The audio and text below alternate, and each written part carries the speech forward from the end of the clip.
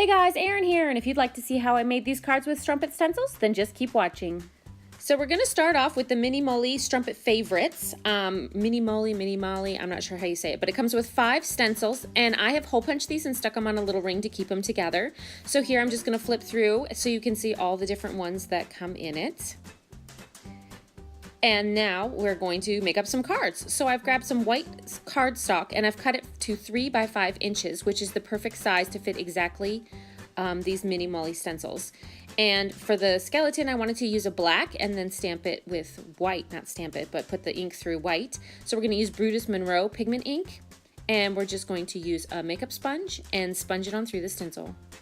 Now, with the Brutus Monroe Pigment ink, you need to make sure that it dries really well. So either use your heat tool or just set it off to the side, or else it will smudge. So we're going to set that off to the side and bring on our next stencil. And this one I wanted to use the heart, but this one comes with a bunch of different things. There's a heart, an antler, a key, a little dude, and the cool origami bird. And I don't want to get the other stuff stenciled through, so I'm going to put some masking tape over that antler because I think it's a little too close and I know that I'll end up accidentally getting it through the stencil. So I'm going to grab some Holiday Red. This is from Close to My Heart. These are some old stamp sets. I loaned out all of my distress inks to a friend of mine so she could test them out. So hey, see, look at, you don't have to have fancy stuff. You can just use whatever you've got on hand and get crazy with making cards. So make sure you hold your stencil into place, and you can see, oops, I accidentally got that little dot there, but we're going to strategically stamp or stencil another one through it and nobody knows. So now that that's drying, we're going to start on our last one, this super cool bird one.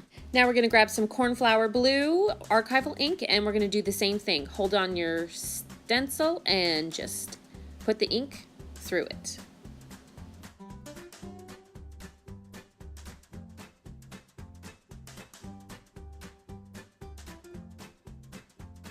Now we're going to work on our heart card, and I did another heart stencil and just on some scrap paper and cut it out. And now I'm going to take some enamel accents, and just to make this a little bit more fun, I'm going to just draw that onto all of the stenciled parts. There we go.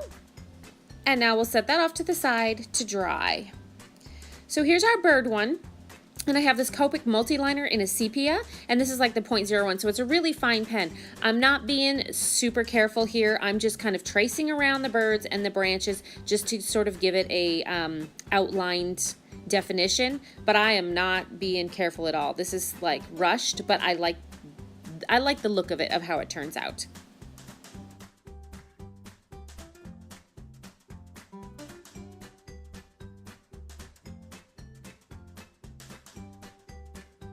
Then I've decided I want to cut the excess edges off of it. So we're going to just grab a paper trimmer and trim off all of the white sides.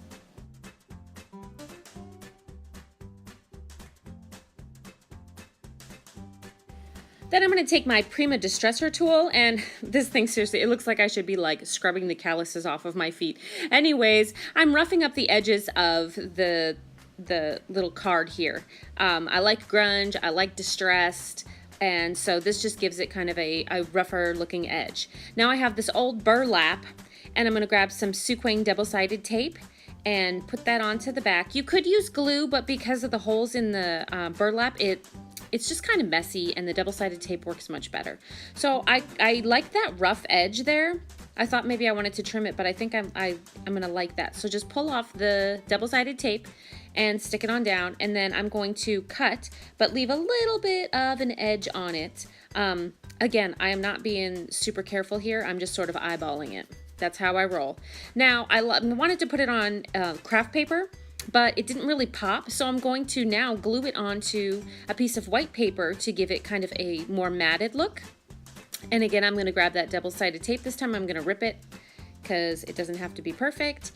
And then stick it on down and trim around that. So I started cutting the bottom with the hand scissors, which is perfectly fine, but then I decided I wanted that one edge that was going to stick out more to have a better straight line. So I'm going to break out the paper trimmer, and whoops, you got to be on a flat surface. There we go. We're all trimmed up. That looks much better. And now I'm going to distress the edges of that white paper too.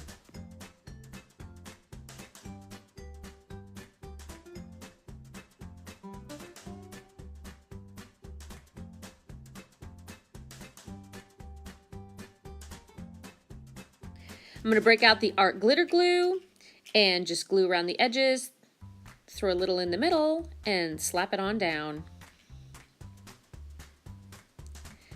Give it a little press, and now we're gonna work with the sentiment. I don't like it white, it's just kind of boring. So I'm gonna break out that craft paper there and glue. I'm just gonna kind of estimate and give it a little mat here. Glue it down and then hand trim that out.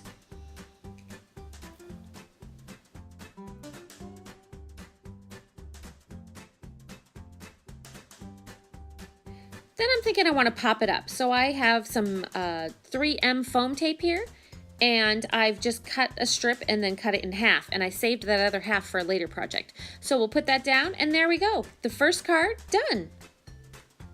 And here's a quick little peek of it. All right, our skeleton's now dry. So I'm thinking I want to mat him. I'm gonna put him on gray cardstock, but I wanna mat him with some white to sort of make it pop. So we're gonna glue it down. And again, I'm just going to eyeball a mat here. And then I'm gonna take my scissors and trim it out.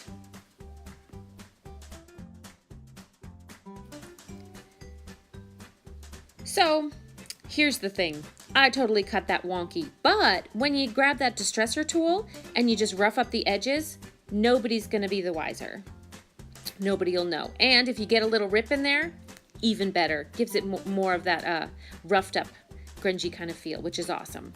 So now we have the gray cardstock, and it's kind of boring, so I thought, why not whip out some spray? Here's some Lindy's Screamin Banshee Black, and this color is gorgeous. So I have my little spray box here, and I'm gonna take the spray it a couple times, but I think I want some big droplets, so I'm gonna take the sprayer out and just kind of flick on some big drops. Look at that, isn't that pretty? It's black, but it has this like bluish shimmer. It's really pretty. So dry that up,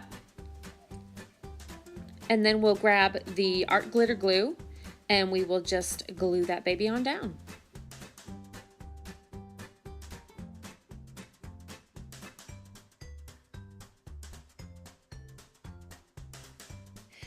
Now for the sentiment, I am just going to take some extra black cardstock and spray that ink spray on there and then dry it.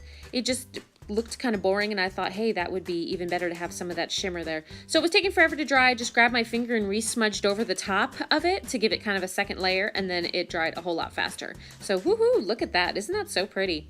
Now I'm going to take my sentiment, and we are going to just glue it down. And I've just made these sentiments up, you guys. That's the great thing about making your own cards. It's not like going to Hallmark. You could put whatever you want on these cards, like anything. And I love Sarah's stencils because it's gives you more of an out-of-the-box kind of thing too. You can personalize them with some really funky cards for all of your funky friends. So we're going to glue that down, and you've got that shimmer, and there completes card number 2. Woohoo! And here's a little sneak peek.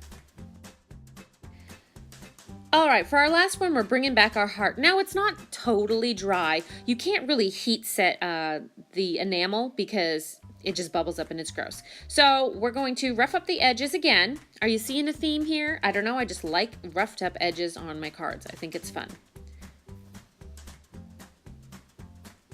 And now that that's roughed up, we'll go ahead and mat it onto some black cardstock. This cardstock is cut just a wee larger, so I think it's like 3 1/4 by 5 1/4. And we'll glue that down. Sarah also has a lot of other mini mollies in her shop, but there's some beautiful floral ones that I have my eye on. I can't wait to make some cards out of those. And these are great for cards, art journaling, you know, you name it. You could do anything with them. So now we'll glue that onto the card base, give it a little press, and our heart just kind of seems lost. So I'm going to mat that onto some black cardstock.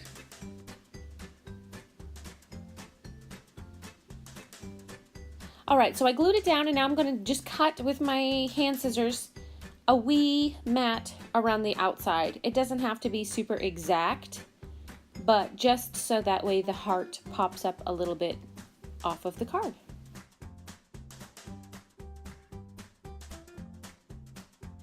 Now we just have to figure out placement. Where do I want it? Do I want it over the top? I kind of think I want it off to the side. So I'm going to go ahead and map my sentiment as well, and I'm just going to put that onto some black cardstock too. glue it down and then kind of eyeball that mat and cut it out.